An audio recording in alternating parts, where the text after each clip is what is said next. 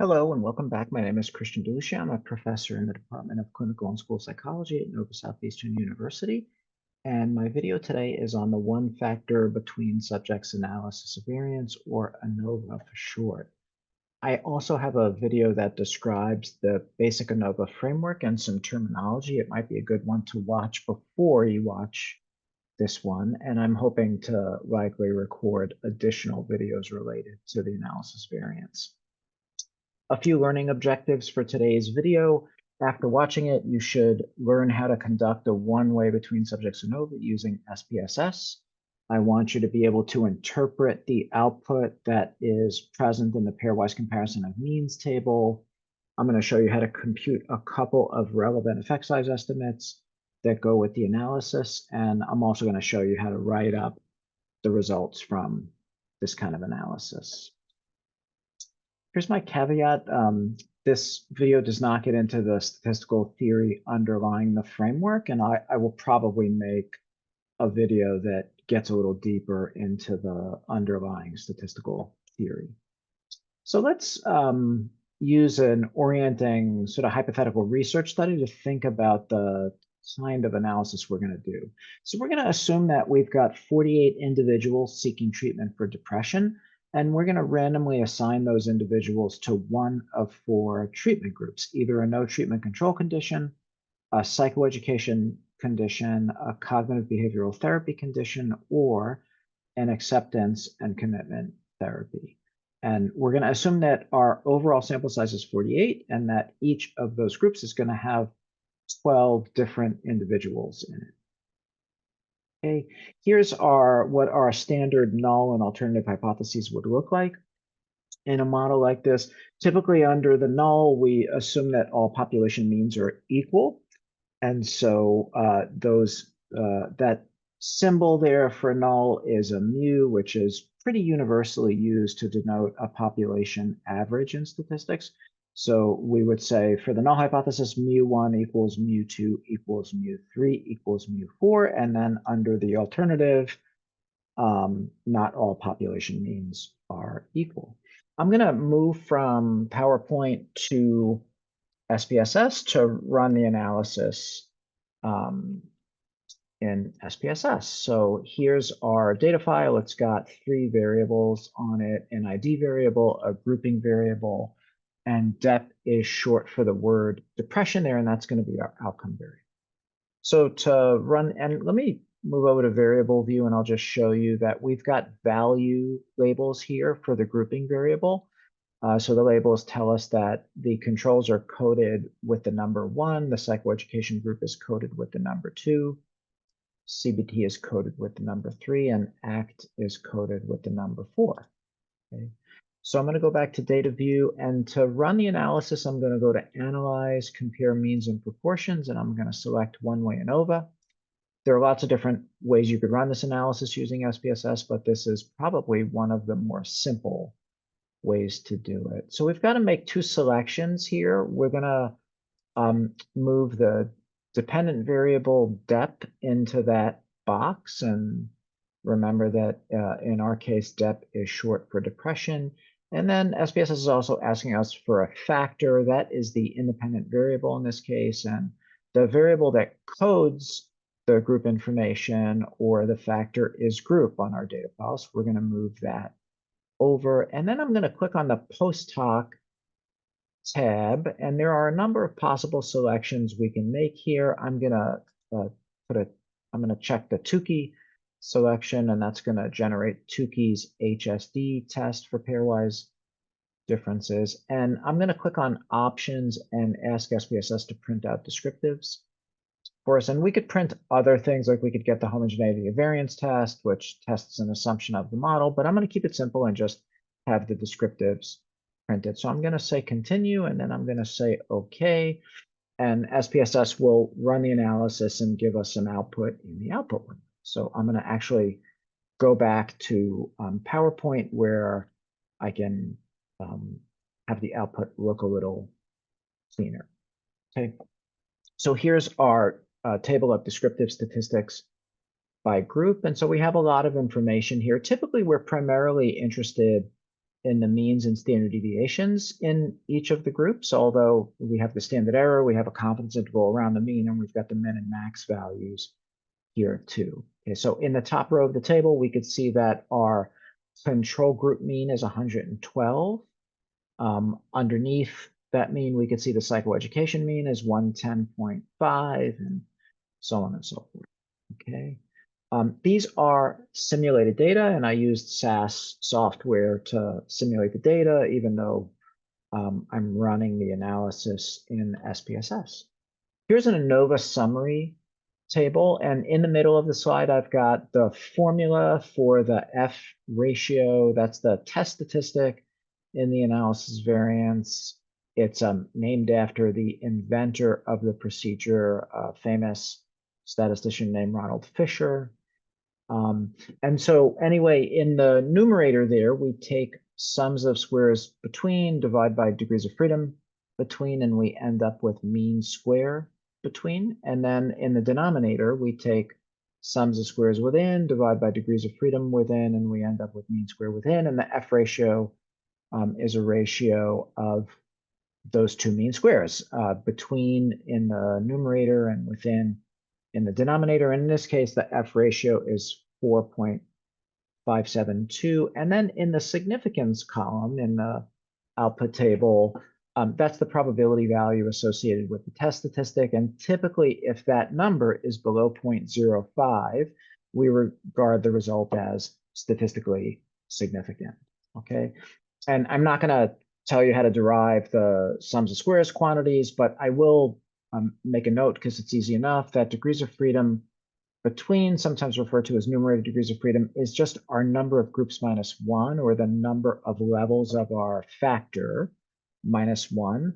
And degrees of freedom within is overall sample size, which in our case is 48, minus the number of groups, which is 4. So that's why we end up with 44 as the within groups degrees of freedom. Okay, so our overall analysis is statistically significant, and oftentimes if we have a significant overall ANOVA, we will move on to examine information that's a little bit more specific. And today I'm going to show you how to look at what are referred to as the pairwise comparison of means.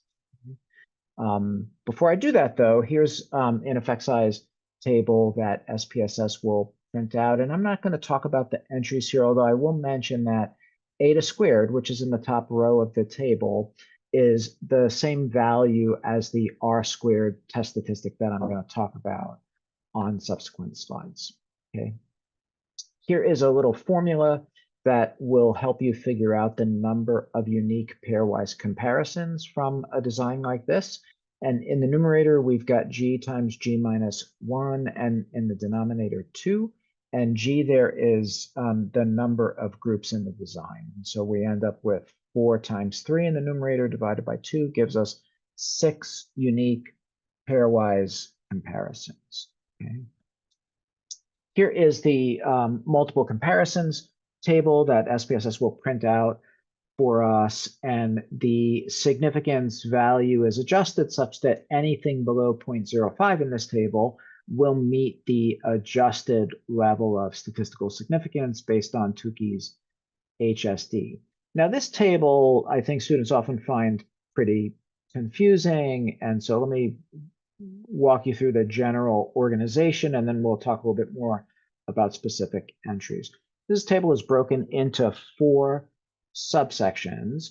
In the top subsection, SPSS will take the first level of our factor, which in our hypothetical study is the control group. It will take that group and it will compare it to all remaining groups. And so in that top section of the table, we have 3 pairwise mean contrasts.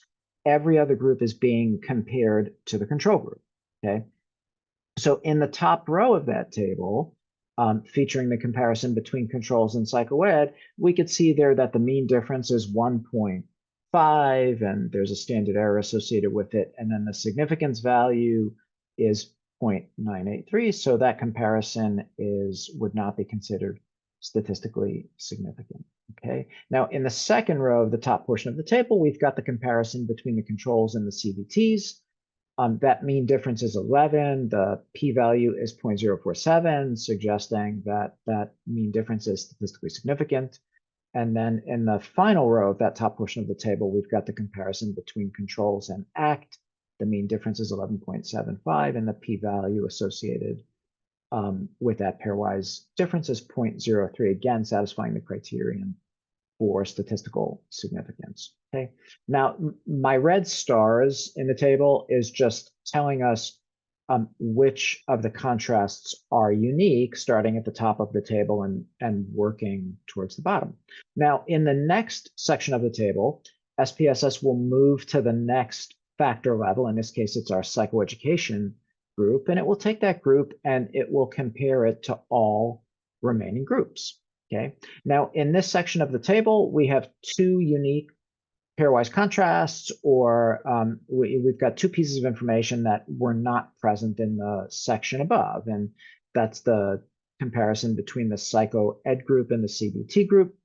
The mean difference there is 9.5, the p-value is 0.107, and then also the contrast between the psycho-ed group and the ACT group, the mean difference is 10.25, and the p-value is 0.072. And then in the third section of the table, there's one more piece of unique information here, and it's the contrast involving our active interventions, CBT versus ACT.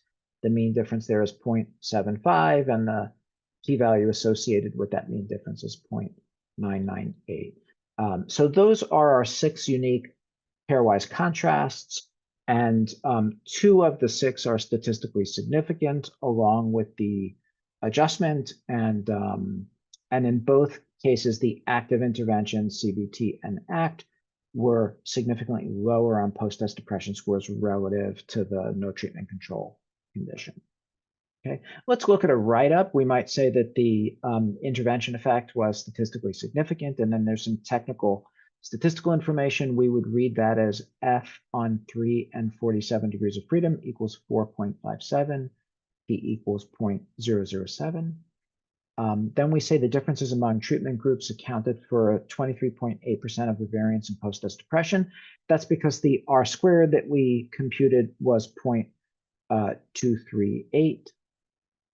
And now let's shift our focus to the pairwise comparison. So we say, okay, 2 of the 4 pairwise comparisons were significant using Tukey's HSD to adjust for alpha inflation. And you might remember, if you've taken an Anova class, that alpha inflation in this context results because we've got 6 pairwise mean contrasts, raising the probability of a type 1 error across the full set of contrasts from our nominal value of 0.05 to a value of approximately 0.26.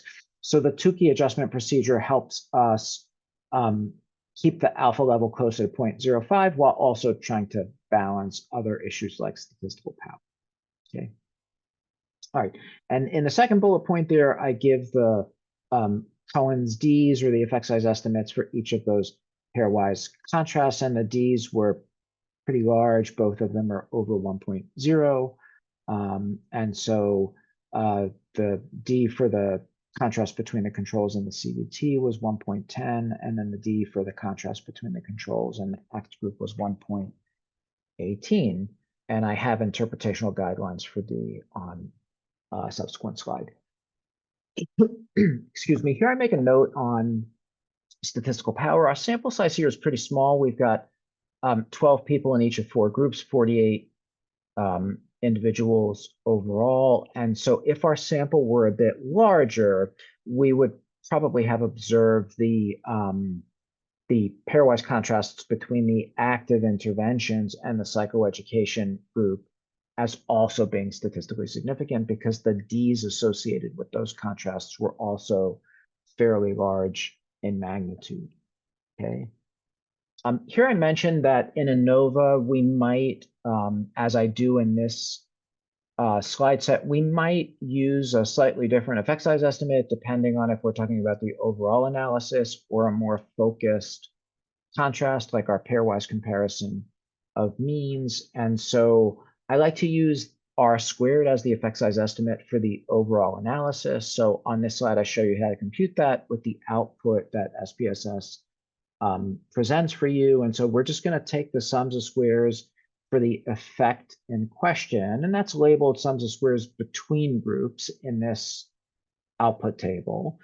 So we're going to take that and we're going to divide it by sums of squares total, which is labeled the same way in the output table, right? And so if we form that ratio there, we get our R squared equal to 0.238. And that's telling us that 23.8% of the variability in depression scores can be attributed to differences among our treatment groups or to our treatment group factor.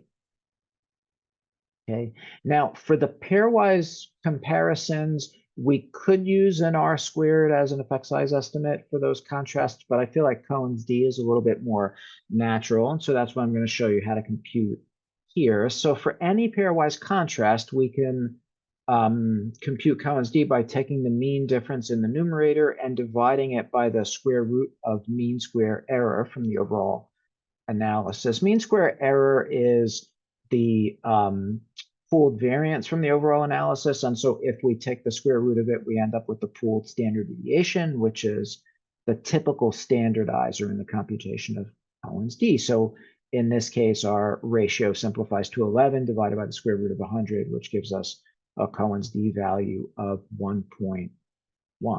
Okay, and now I just I show you where you can extract this information in the Anova output. So for the mean difference, we'll pull it from the pairwise comparison of means table, and then for mean square within groups, we'll just pull it from the overall Anova summary table.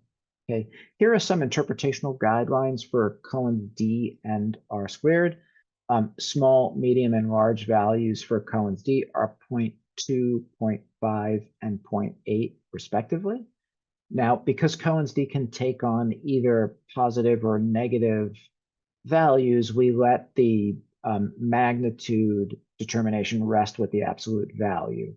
In other words, a magnitude of a Cohen's d of negative 0.20 will be the same magnitude as a Cohen's d of positive 0.20, right? They would both be consistent with the small effect. The interpretational guidelines for R squared is 0.01 for a small effect, 0.09 for a medium effect, and 0.25 for a large effect. Okay, now my website is not up and running yet, but at some point soon, hopefully, I'll have the website up and running. It's going to be deluciastats.com. We already have the domain name, and we're sort of building the website at in the moment, and I'm gonna have these videos posted there, and I'm also gonna have the support materials related to the video. So I'll, for example, for this video, I'll have the SPSS data file there that you could download so you could rerun the analysis following the steps outlined